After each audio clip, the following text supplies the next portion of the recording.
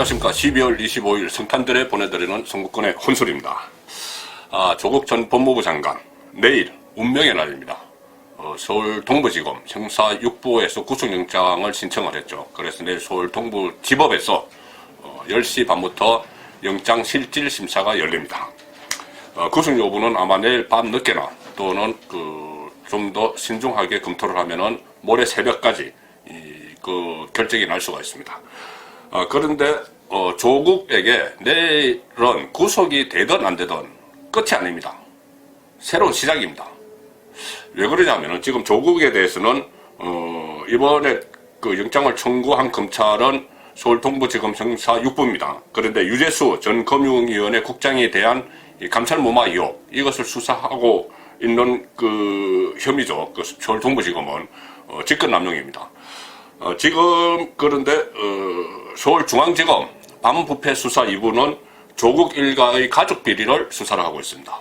그리고 서울중앙지검 공공수사 2부는 울산시장 선거 개입 의혹, 이것을 또 수사를 하고 있습니다. 결국 조국은 검찰로부터 삼각 수사를 받고 있는, 세 갈래 검찰 수사를 받고 있는 그런 상황에서 참 조국의 신세가 처량합니다. 잘 나가는 서울대 법대 교수에서 진보 학자 이미지, 이런 이미지가 있었는데, 문재인 정부 들어서 첫 청와대 민정수석을 지내고 다시 법무부 장관, 한 달가량의 법무부 장관을 했다가 지금은 구속 직전의 범죄 혐의자가 되어 있습니다. 그런데 제가 엄밀히 좀 따져보면은 조국은 좀 억울할지도 모른다, 그런 생각이 듭니다. 왜 그러냐면은 어떻게 보면은 비리의 주체, 몸통, 이것은 따로 있는데 조국이 일가족의 가장이라는 이유로 또는 민정수석실의 총괄 책임자라는 이유로 사면 초과에 몰린 측면이 없지 않다, 그런 생각도 할 수가 있습니다. 이 구조적으로 보면 그렇다는 이야기입니다. 제가 특히 가족 비리 문제는 그렇다고 치고 이 두 가지 감찰 무마나 선거 개입, 이것은 제가 정치부 기자 생활을 오래 하면서 정말 정치권의 이너서클 안에서 벌어지는 고도의 정치 게임입니다. 자, 그런데 조국은 아마추어죠, 정치에서는. 자, 하나하나 좀 따져보겠습니다. 첫째, 가족 비리. 여기는 자녀 입시 부정, 또 사모펀드, 웅동학원, 이 세 가지가 핵심 축이죠. 그런데 자녀 입시 경우는 이 동양대 표창장 위조를 비롯해서 허위 스펙을 쌓고 하는데 부인 정경심 씨의 치맛바람이 상당히 큰 역할을 하지 않았나, 그런 생각이 듭니다.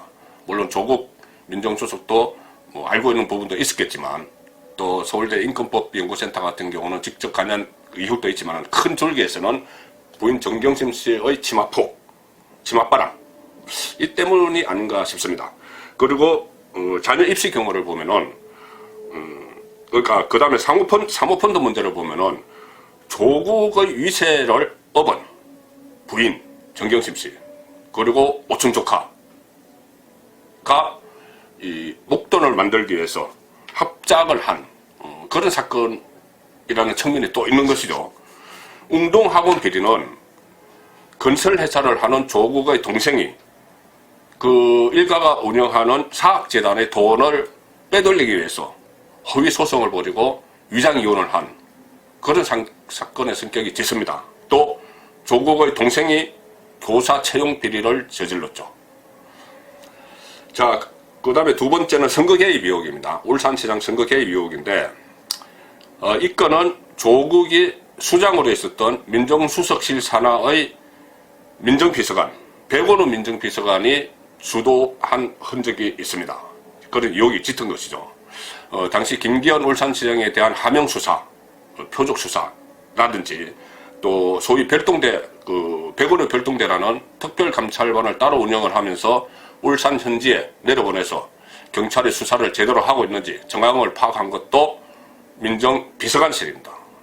그리고 또 울산 공공병원 공약, 이런 것은 민정수석실이 아니고 균형발전비서관실의 민주당 출신 행정관과 또 송철호, 당시 울산 시장에 나서려는 송철호 씨 쪽이 서로 논의를 한 그런 사건입니다.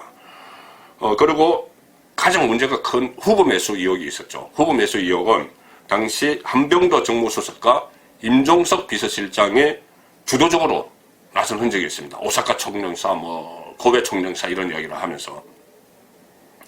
그리고 셋째, 지금 조국이 구속 위기에 몰린 감찰 무마 의혹을 보겠습니다. 여기도 백은호를 비롯해서 윤건영, 김경수 이런 문재인 대통령의 핵심 측근들, 정치권에서 함께 일했던 핵심 측근들이 이 조국 수석을 외부에서 온, 어떻게 보면 학교에서 온 조국 수석을 정치권에서 일했던 핵심 실세들이 조국 수석을 압박한, 감찰을 중단하도록 압박한 그런 결과일 가능성도 배제를 할 수가 없습니다. 검찰 수사가 끝나봐야 알겠지만요. 자, 그래서 좀 전에 제가 말씀드린 대로 조국의 세 갈래 혐의 중에서 특히 두 가지, 감찰 무마, 선거개, 이것은 어떻게 보면 정권의 이너서클 안에서 벌어지는 고도의 정치 게임입니다. 어떻게 보면 현실 정치를 전혀 모르는 조국 민정수석이 영문도 모른 채 그냥 무슨 일이 벌어지는지도 자세히 모를 수도 있습니다. 그런데 어쨌든 지금은 영문도 몰랐는지 모르지만은 그래서 본인이 정무적 책임 이야기를 했겠죠. 정무적 책임 정도를 이야기했겠지만은 지금은 법적 책임까지 져야 되는, 질지도 모르는, 질 가능성이 높은 그런 상황에 처해 있는 겁니다. 자, 그런데 중요한 것은 문재인 대통령입니다. 문재인 대통령이 이 조국의 임명 과정에서부터 정권 유지를 위해서 조국을 좀 이용한 그런 측면이 있다고 송건의 혼수는 봅니다. 만일 조국이 인사청문회를 거치지 않았던 청와대 민정수석 그 자리만 한 2년 정도 하고 끝났으면은 조국은 이런 사건들이 다 감춰졌을지도 모릅니다. 개인 비리까지 다 감춰지고 아마 명예롭게 공직을 마치고 학교로 돌아왔을 수도 있습니다. 인사검증 실패 정도, 그 정도 비판만 받았겠죠. 그런데 문재인 대통령의 필요성, 그리고 조국의 자리 욕심, 이것이 맞물리면서 법무부 장관으로 가게 되면서 일이 꼬였습니다. 법무부 장관은 인사청문회를 거쳐야 되고 여론의 혹독한 검증을 받는 자리죠. 자, 문재인 대통령은 국정과제 1호로 내세운 검찰개혁, 사법개혁보다는 검찰개혁입니다. 검찰개혁을 위해서는 진보적인 학자 이미지가 있고 또 검찰 혐오론자에 가까운 조국이 필요했겠죠. 그리고 조국은 법무부 장관 자리가 탐해 났을 겁니다. 자, 이 과정에서 언론의 인사검증, 또 정치권의 검증에서 가족 비리가 터지면서 온갖 비판이 쏟아졌고 국론이 두 개로 완전히 쪼개졌죠. 그런데 문재인 대통령은 임명을 그냥 강행을 했습니다. 그 상황에서. 왜 그랬을까요? 지금 생각해보면 저는 크게 두 가지 이유가 있다고 봅니다. 첫째, 그 상태에서 조국 지명을 철회를 하게 되면은 검찰개혁이 물 건너간다, 이렇게 봤을 겁니다. 이 노무현 정권을 잇는 현 정권에서 검찰개혁은 상당히 중요한 문제입니다. 왜 그러냐면은 이 정권의 핵심 세력들이 검찰을 손보려고 하는 것은 여러 가지 이유가 있겠지만 그 중에서 중요한 이유 중에 하나가 고 노무현 전 대통령에 대한 검찰 수사와 무관하지 않습니다. 이 문제는 아마 문재인 대통령이 혼자서 독단적으로 결정할 수도 없는 문제였을 겁니다. 정권의 핵심 세력들이, 문재인 대통령을 비롯해서 정권의 핵심 세력들이 이번 기회에 검찰을 손보지 않으면 안 된다는 그런 강박관념이 있었기 때문에 조국을 밀어붙였습니다. 두 번째는 임기 반환점을 앞둔 시점이었죠. 그 시점에 만일 여론 그리고 야당의 공세에 밀려서 인사권을 포기를 하게 되면은, 조국 지명을 철회를 하게 되면은 레임덕 권력 누수 현상이 조기에 온다, 그런 걱정을 했을 겁니다. 정치적 고려를 했다는 거죠.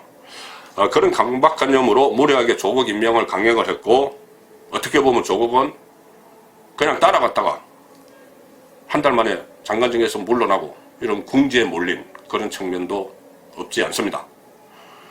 물론 조국이 이 각종 비리에서 일종의 허수아비에 가까운 존재였다, 그렇게 했다고 해서 조국의 죄가 없어지는 것은 아닙니다.